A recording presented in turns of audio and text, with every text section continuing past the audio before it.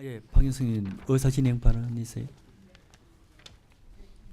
오시는 거 어떻게 그 네. 지금 그 수석 전문위원 그 지금 검토 연락을 하셨죠?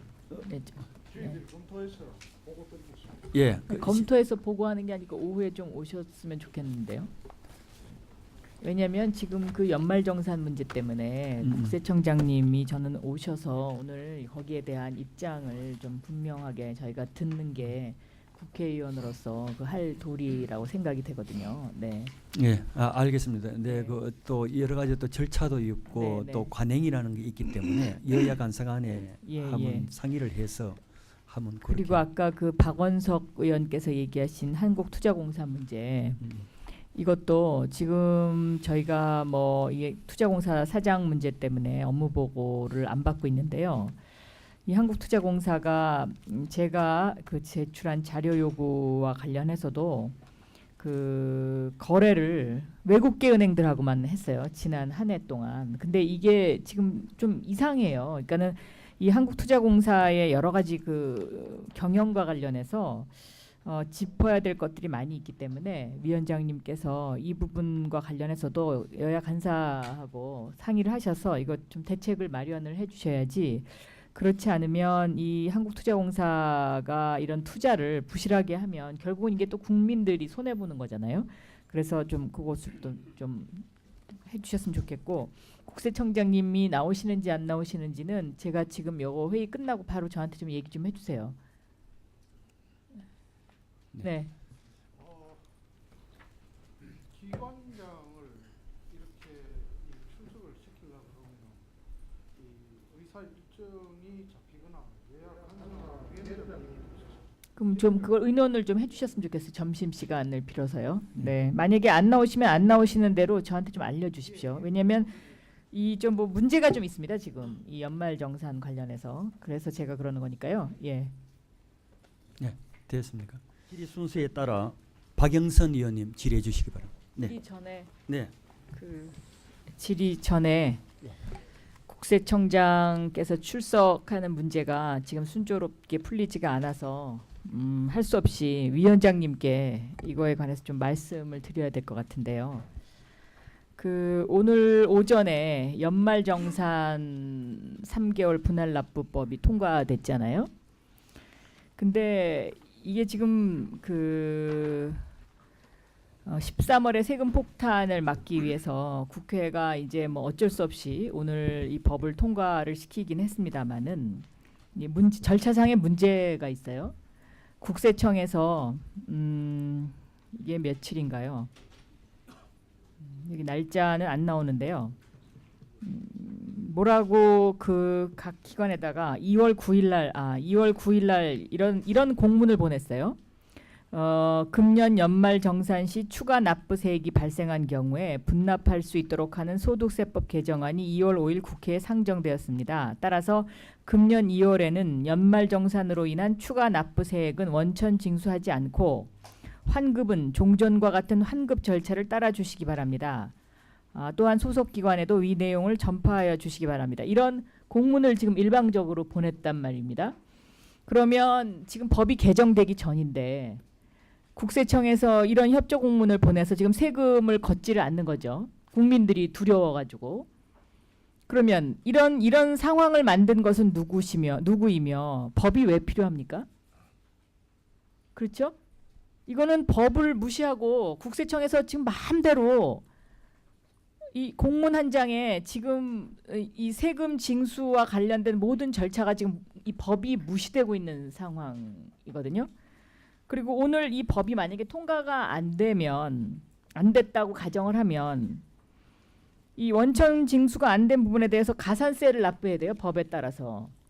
그렇습니다. 그러면 이 소위원회 심사 자료를 보니까요. 소위원회에서도 이것이 좀 약간의 문제가 됐다고 제가 들었는데요. 이 개정안에 따를 경우에 분납 대상이 아닌 10만 원 이하의 추가 납부세액에 대해서는 2월에 원천 징수해야 되므로 금액에 관계없이 모든 추가 납부세액을 2월에 원천 징수하지 않도록 한 국세청의 행정지도, 일종의 행정지도죠. 행정지도는 소득세법 제137조 제1항에 위배될 소지가 있다라는 검토 의견까지 지금 나와 있어요. 근데 이걸 어떻게 은근슬쩍 그냥 넘어갑니까? 그리고 앞으로 이런 일이 또 생기면 행정관청에서 행정 지도를 통해서 법을 무시하고 그냥 마음대로 협조공문 보내서 세금을 마음대로 걷었다 안 걷었다 마음대로 할 수 있는 건가요, 위원장님?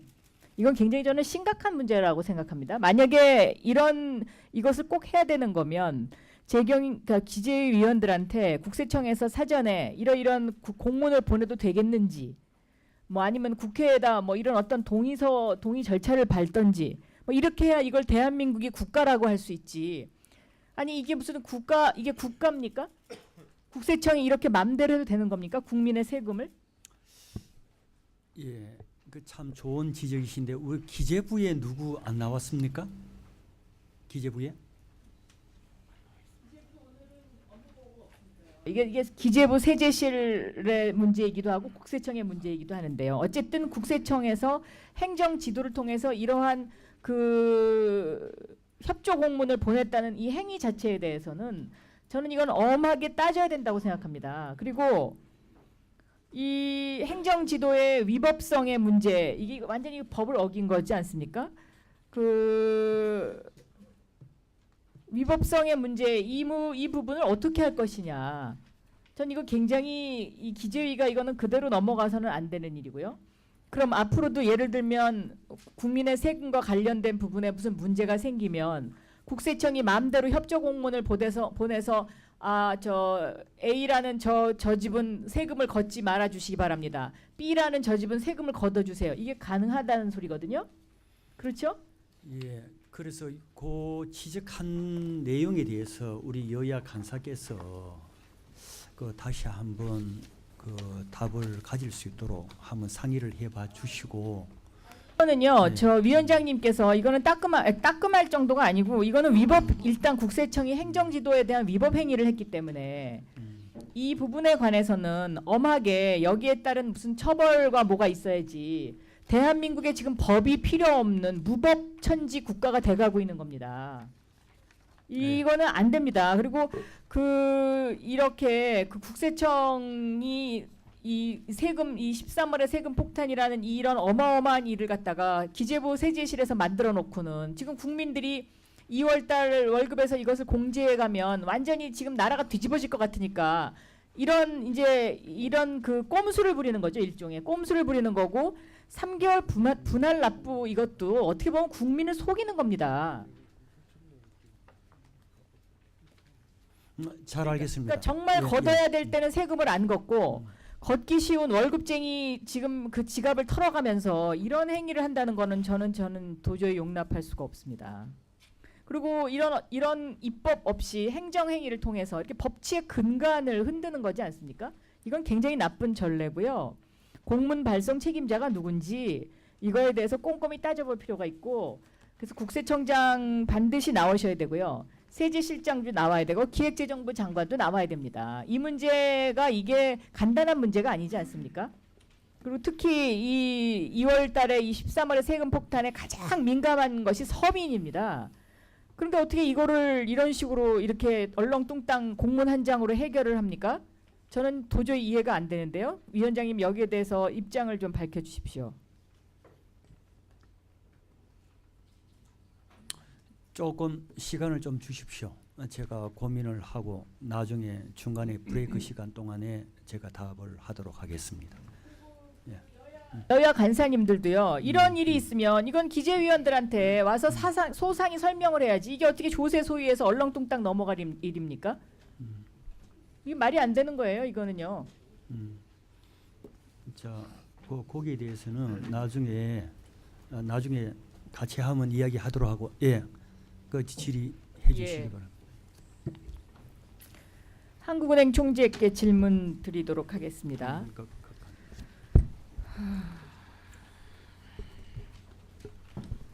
지금 해마다 5만 원권 회수율이 낮아지고 있는 거는 잘 아시죠? 네. 작년에는 회수율이 25.8%, 그러니까 전체 발행해서 4장 발행하면 1장밖에 걷어들여지지 않았습니다. 네. 이 문제에 대해서 한국은행 총재께서 어떻게 생각하시나요? 저희들이 지금 5만 원권 회수가 낮은 이유가 저희들이 뭐 여러 가지 있다고 봅니다. 아무래도 거래 편의성도 있고, 그다음에 이제 저금리로 하다 보니까 그 화폐 보유에 따른 기회 비용이 줄어드는 문제, 네? 화폐 보유에 따른 기회 비용이 이제 축소되었기 때문에 현금을 선호하는 경향이 높아지는 것, 이렇게 몇 가지로 설명을 할 수 있을 것 같습니다. 이 문제가 심각하다고 생각하지 않으신가요? 지금 그러니까 어떤 면에서 지금 박근혜 정부의 국정 과제 중에 하나가 지하 경제 양성화인데요. 이 5만 원권 회수율이 낮아진다는 것은 다시 말하면은 현금이 어디론가 다 숨어들고 있다는 소리 아닙니까? 그렇죠? 일부 이제 퇴장되는 것도 있고, 또 실제 거리에서 사용되는 것이 종전보다 많아졌다고도 볼 수 있겠습니다. 그렇게 화폐 유통률을 가지고 설명하시기에는 제가 보기에는 좀 설득력이 약합니다. 왜냐하면 2010년부터 2012년까지는 5만 원권 회수율이 상승.